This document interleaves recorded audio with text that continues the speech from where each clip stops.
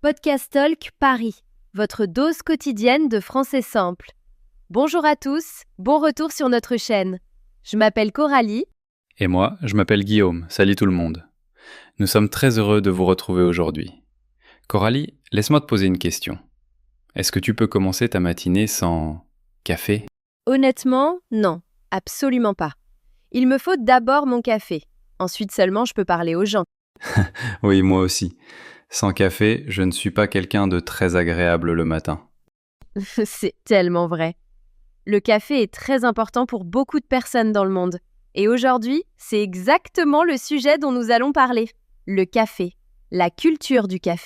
Comment parler du café en français ? Oui, et c'est parfait pour vous, nos auditeurs, parce que le café est un sujet très courant dans les conversations en français. Au travail, entre amis, dans un café, les gens parlent tout le temps de café. Alors aujourd'hui, vous allez apprendre à parler du café dans un français simple et naturel. Nous allons vous enseigner des mots et des expressions utiles. Nous allons les utiliser dans de vraies conversations et nous allons vous aider à pratiquer. Alors restez avec nous jusqu'à la fin. Il y a quelque chose de vraiment amusant à la fin de cette vidéo. Oui, ne partez pas. Ah, et avant de commencer, si vous êtes nouveau ici, bienvenue. Cette chaîne est faite pour les personnes qui apprennent le français, comme vous. Nous créons des conversations simples et lentes en français pour que vous puissiez écouter, apprendre et progresser chaque jour. Alors, si vous aimez apprendre le français de cette façon, n'hésitez pas à cliquer sur le bouton j'aime. Cela nous aide vraiment. Et abonnez-vous à la chaîne pour ne jamais manquer une nouvelle vidéo. Nous publions de nouvelles vidéos chaque semaine. Bon, maintenant, parlons du café. Guillaume, commençons par le début. Qu'est-ce que la culture du café ? Bonne question, Coralie. La culture du café, c'est la manière dont les gens utilisent le café dans leur vie quotidienne. Ce n'est pas seulement boire du café, c'est aussi les habitudes, les traditions et les moments sociaux autour du café. Ah, je comprends. Donc c'est quelque chose de plus grand qu'une simple boisson. Exactement. Pour beaucoup de gens, le café est quelque chose de social. Les gens se retrouvent autour d'un café, travaillent autour d'un café, ont des conversations importantes autour d'un café. Comme on va prendre un café, c'est ça ? Oui, on va prendre un café est une expression très courante en français. Cela veut dire retrouvons-nous et buvons un café ensemble. Disons-le encore une fois lentement. On va prendre un café. On va prendre un café. Très bien. C'est donc une manière informelle d'inviter quelqu'un à se voir. Oui. Vous pouvez le dire à un ami, à un collègue ou même à quelqu'un que vous venez juste de rencontrer. On ira prendre un café un de ces jours. J'aime bien. C'est très détendu, très naturel. Et dans beaucoup de pays, surtout en France, en Belgique, en Suisse, et aussi dans de nombreux autres endroits, les cafés sont des lieux très populaires pour se retrouver, travailler ou se détendre. Comme une deuxième maison presque. Oui. Certaines personnes passent des heures dans un café, à travailler sur leur ordinateur portable, à lire un livre, ou simplement à se détendre. J'adore ça. C'est comme un petit monde paisible à l'intérieur du café. Exactement. Et il existe une expression spéciale pour cette ambiance, la culture du café. Cela désigne le fait de passer du temps dans un café, pas seulement d'acheter une boisson et de repartir. Ah, donc le café, c'est comme un espace de vie, un lieu de communauté. Oui, les gens s'y sentent bien. Ils s'y sentent chez eux. Magnifique. D'accord. Donc la culture du café, c'est plus que du café. C'est aussi les gens, les lieux et les conversations. Parfaitement dit, Guillaume. Bon, maintenant parlons de quelque chose de très pratique, les types de café. Parce que quand on va dans un café dans un pays francophone, il faut savoir quoi commander. Oh oui, c'est très important. On ne veut pas rester devant le comptoir et dire « je veux un café ?» Le serveur va vous regarder et dire « Quel type ?»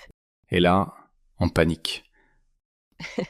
Nous sommes tous passés par là. Alors aidons nos auditeurs. Passons en revue les types de café les plus courants, un par un, tranquillement. Excellente idée. Commençons par le plus simple de tous, l'espresso. Espresso. E-S-P-R-E-S. So. Espresso. Un espresso, c'est une petite tasse de café très fort, juste un peu, Peut-être une ou deux gorgées, mais très intenses. Comme un petit coup d'énergie dans une toute petite tasse. Exactement. Et c'est la base de beaucoup d'autres boissons au café. D'accord. Le suivant, l'américain. Américain. C'est un espresso auquel on ajoute de l'eau chaude. C'est plus grand qu'un espresso, mais toujours assez fort. Donc si vous voulez une grande tasse de café fort, commandez un américain. Oui, et c'est très populaire dans beaucoup d'endroits. Le nom est bien connu, même en français. Intéressant. D'accord. Le suivant, le latte. Latte. L-A-T-T-E. Latte. Un latte, c'est un espresso avec beaucoup de lait chaud mousseux. C'est très doux et très crémeux. Et ce n'est pas très fort. Donc si vous n'aimez pas le café trop fort, un latte est parfait pour vous. J'adore les lattes. Ils donnent l'impression d'un câlin chaud dans une tasse. C'est une très belle description, Guillaume. Merci, j'essaie. D'accord, le suivant, le cappuccino. Cappuccino, c'est un grand classique. Un cappuccino, c'est un espresso avec du lait chaud et de la mousse de lait sur le dessus. La mousse, c'est la partie épaisse et légère. Et souvent, il y a un peu de cannelle ou de chocolat en poudre sur le dessus. C'est très joli. Oui, les cappuccinos sont très populaires le matin. En Italie, le pays du cappuccino, les gens le boivent généralement seulement le matin. Vraiment? Seulement le matin? Oui, en Italie, commander un cappuccino après le déjeuner est considéré comme un peu étrange. Oh waouh, bon à savoir. Donc si vous êtes en Italie, prenez votre cappuccino avant midi. Exactement, petit conseil culturel. Bon, continuons. Et le flat white? Ah oui, le flat white. Cette boisson est très populaire en Australie et en Nouvelle-Zélande. Elle ressemble à un latte, mais elle est plus petite et plus forte. Donc il y a de l'espresso et du lait chaud, mais moins de lait que dans un latte. Exactement. Plus de goût de café, moins de lait. Les amateurs de café aiment beaucoup le flat white. D'accord. Et qu'en est-il du cold brew? Cold brew. C'est un café préparé avec de l'eau froide, pas de l'eau chaude, et cela prend beaucoup de temps, parfois 12 heures ou même plus. Waouh, 12 heures juste pour un café? Oui, mais le résultat est doux, riche et très rafraîchissant. C'est parfait pour l'été. Et on le sert généralement avec des glaçons, n'est-ce pas? Oui, avec des glaçons. Très populaire pendant les mois d'été ou dans les pays chauds. Comme là où vivent beaucoup de nos auditeurs. Exactement. Et le dernier très populaire, le frappuccino, ou simplement le frappé. Frappuccino. C'est une boisson froide au café mixé. Très sucrée, très crémeuse. Oui, c'est presque comme un milkshake au café. Oui, il y a du café, du lait, de la glace, le tout mixé ensemble. Et souvent de la crème chantilly sur le dessus. C'est plus une gourmandise qu'un simple café. Très populaire chez les jeunes. Oui, et très photogénique pour les réseaux sociaux. C'est vrai. Bon, faisons une petite révision. Nous avons appris beaucoup de noms de café. Je vais les dire et Guillaume, tu expliques rapidement chacun. Allons-y. Espresso. Petit, fort, noir. La base de beaucoup de café. Américain. Espresso plus eau chaude. Grand et fort. Latte. Espresso plus beaucoup de lait. Doux et crémeux. Cappuccino. Espresso, lait chaud et mousse sur le dessus. Classique et délicieux. Flat white. Comme un latte, mais plus petit et plus fort. Populaire en Australie. Cold brew. Café préparé à l'eau froide. Doux et rafraîchissant avec des glaçons. Frappuccino. Café mixé avec de la glace et de la crème. Sucré et amusant.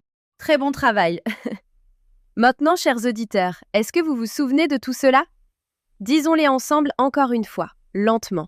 Espresso, américain, latte, cappuccino, flat white, cold brew, frappuccino. Excellent. Entraînez-vous à les dire à la maison.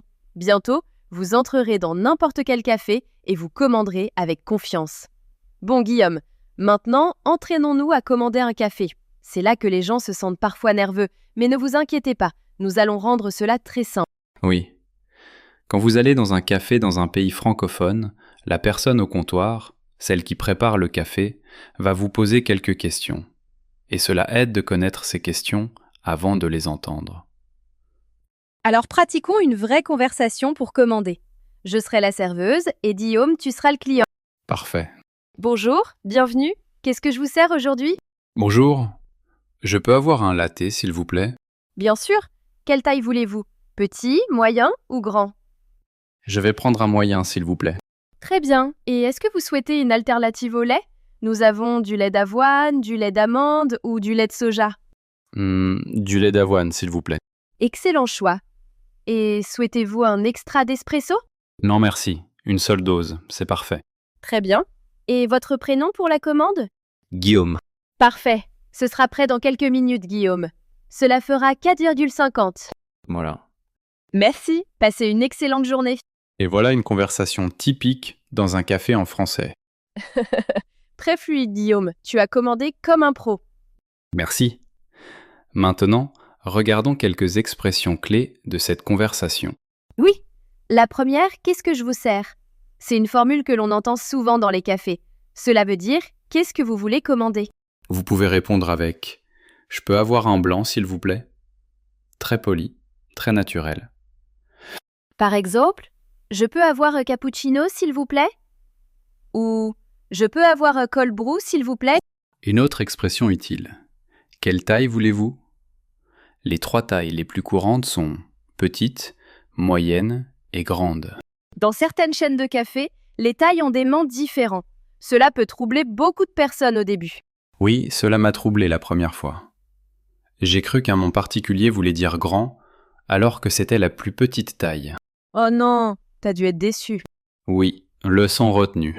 Et une autre expression utile, souhaitez-vous une alternative au lait? Cela veut dire, voulez-vous un autre type de lait? Les options courantes sont le lait d'avoine, le lait d'amande, le lait de soja ou le lait de coco. Ces laits sont populaires chez les personnes qui ne boivent pas de lait classique. Exactement. Et vous pouvez aussi demander plus de sucre, un extra d'espresso, ou sans mousse si vous ne voulez pas de mousse sur votre café. Donc vous pouvez personnaliser ou modifier votre commande de café de nombreuses façons. Les francophones aussi aiment personnaliser leur café. C'est vrai. Parfois, la commande est très longue, comme « Je peux avoir un grand latte glacé au soja avec 2 doses supplémentaires, sans mousse, peu de glaçons et une touche de vanille ?» Le serveur doit tout noter. C'est pratiquement une phrase complète. Bon, maintenant parlons des expressions autour du café. Ce sont des phrases que les francophones utilisent tous les jours et beaucoup sont liées au café. Oh, j'adore cette partie. Le français a tellement d'expressions amusantes autour du café. Commençons par « J'ai besoin de mon café du matin ». J'ai besoin de mon café du matin. Cela veut dire « j'ai vraiment besoin de café pour commencer ma journée. Je ne peux pas fonctionner sans lui ». Presque tous les amateurs de café disent cela. Y compris nous. L'expression suivante « on prendra un café un de ces jours ». C'est une invitation amicale et décontractée. Cela veut dire « retrouvons-nous et passons un moment ensemble ». Le café n'est qu'un prétexte pour se voir. C'est similaire à « on se voit bientôt » ou « on se retrouve pour discuter ». Oui. Vous pouvez le dire à un ami que vous n'avez pas vu depuis longtemps. « Eh, ça fait tellement longtemps, on prendra un café un de ces jours ». Très joli et très naturel. L'expression suivante, la pause café. Une pause café, c'est une courte pause pendant le travail. On arrête de travailler, on prend un café, peut-être quelque chose à grignoter, puis on retourne au travail. Dans beaucoup de bureaux, il y a une pause café le matin et l'après-midi. C'est une partie importante de la journée de travail. Absolument. Une autre expression, je tiens grâce au café. Je tiens grâce au café.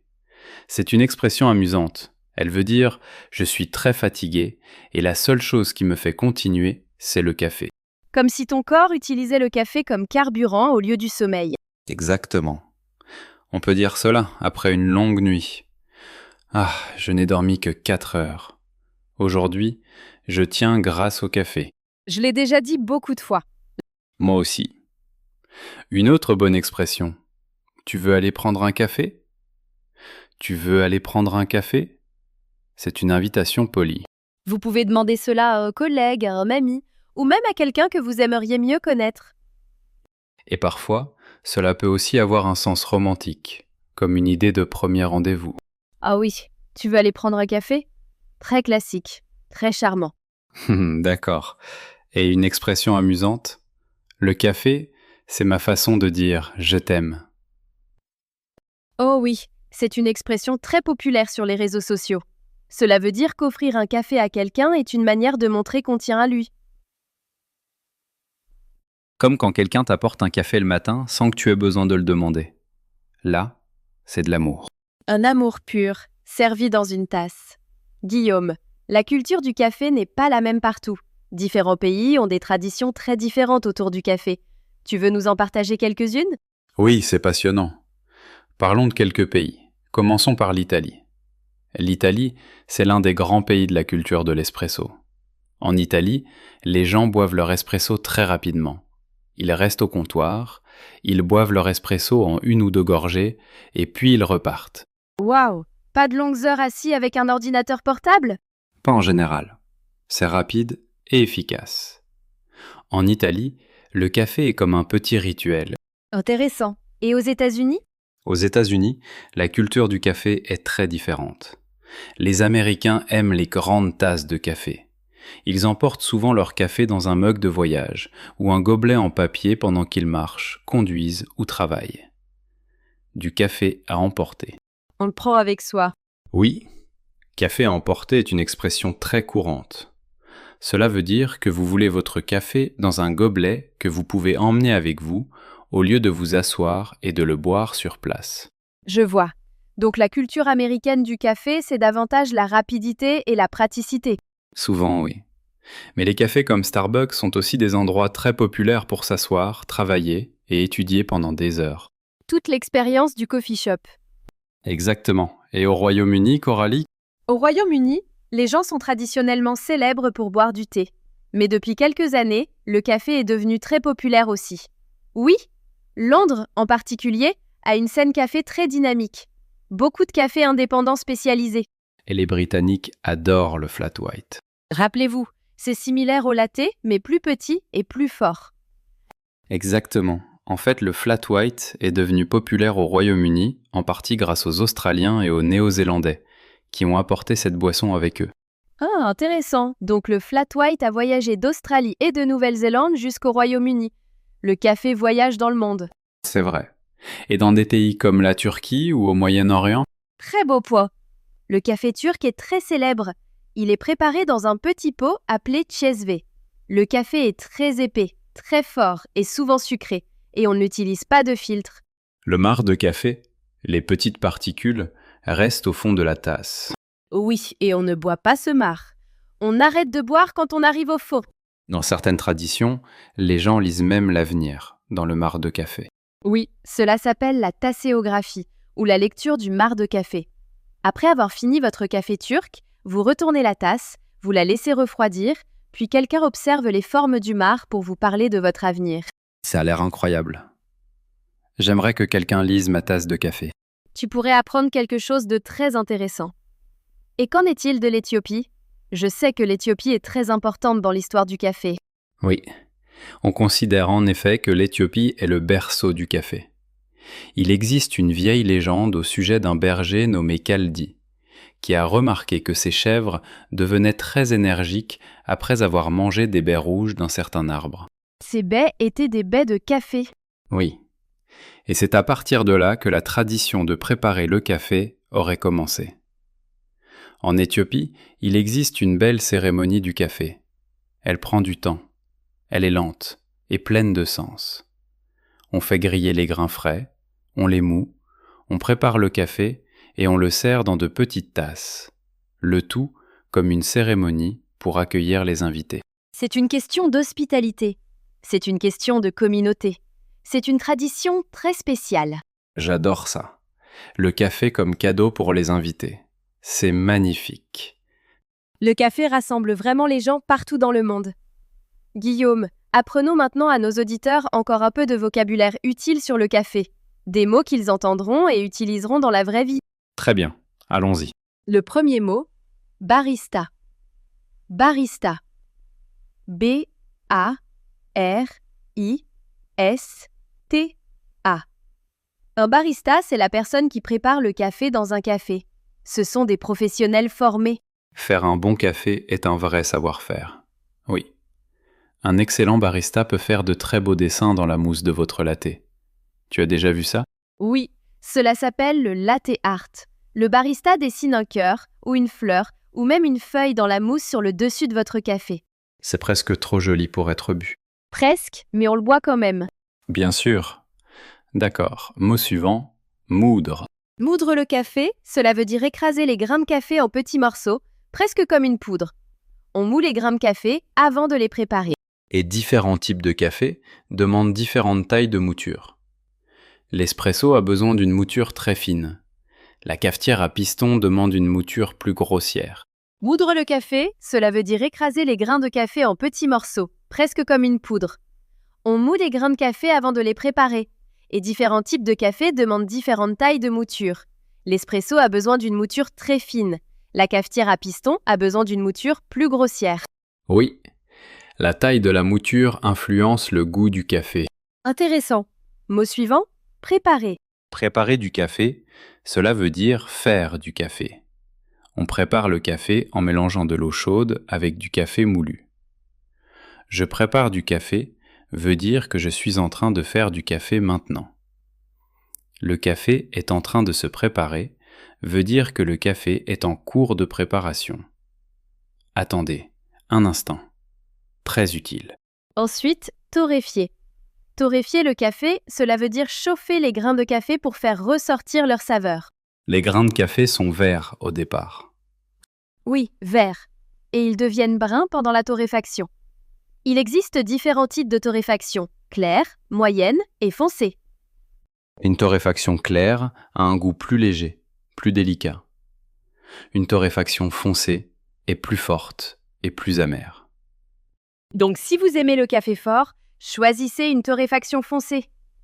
Et si vous préférez quelque chose de plus doux et plus souple, essayez une torréfaction claire ou moyenne. Bon, à savoir. Mot suivant, décaféiné. Décaféiné, abrégé parfois en déca. Cela signifie café sans caféine ou avec très peu de caféine. La caféine est la substance naturelle dans le café qui vous donne de l'énergie. Si vous ne voulez pas ce regain d'énergie, peut-être parce que vous buvez du café tard le soir, vous pouvez commander un décaféiné. Je peux avoir un latte décaféiné, s'il vous plaît? C'est une commande très courante. Et le dernier mot de cette partie, café versus coffee shop. Ces deux mots sont souvent utilisés de la même façon. Un café est généralement un endroit où l'on peut aussi manger, prendre des sandwichs, des viennoiseries, des gâteaux. Un coffee shop met davantage l'accent sur les boissons au café. Mais dans le français courant, beaucoup de gens utilisent café et coffee shop presque de manière interchangeable. Ce n'est pas très important lequel vous choisissez. Exactement. Bon, chers auditeurs, il est temps de pratiquer. Guillaume et moi allons avoir une petite conversation amusante sur le café, et nous voulons que vous écoutiez attentivement, et peut-être même que vous répétiez avec nous. Oui, essayez de répéter les phrases, ou essayez de répondre vous-même aux questions avant nous. Prêt, Guillaume? Prêt. Guillaume, quel est ton type de café préféré? J'aime vraiment un bon américain le matin. Fort et simple. Et toi? J'adore les lattes. Je les trouve si doux et réconfortants, et je les aime avec du lait d'avoine. Du lait d'avoine? Oui, c'est très crémeux, non? Ça l'est. Je trouve même que cela rend le latte encore plus crémeux que le lait normal. Intéressant. Et est-ce que tu bois du café tous les jours? Tous les jours, sans exception. Je ne peux pas imaginer un matin sans café. Moi aussi.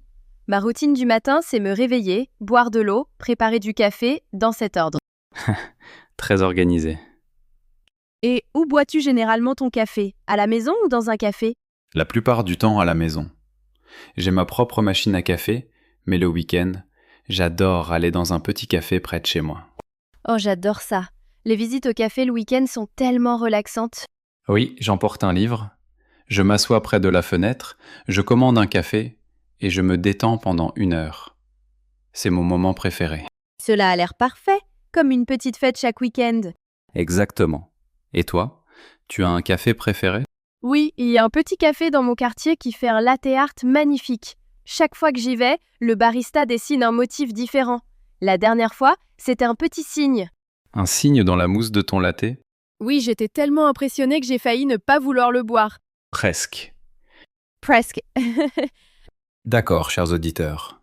Maintenant, posons-vous quelques questions. Réfléchissez à vos réponses.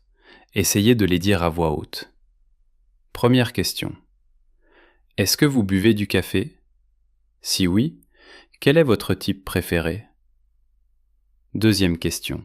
Préférez-vous le café chaud ou le café froid? Troisième question. Aimez-vous aller dans les cafés? Qu'est-ce que vous y faites généralement? Prenez un moment. Réfléchissez à vos réponses.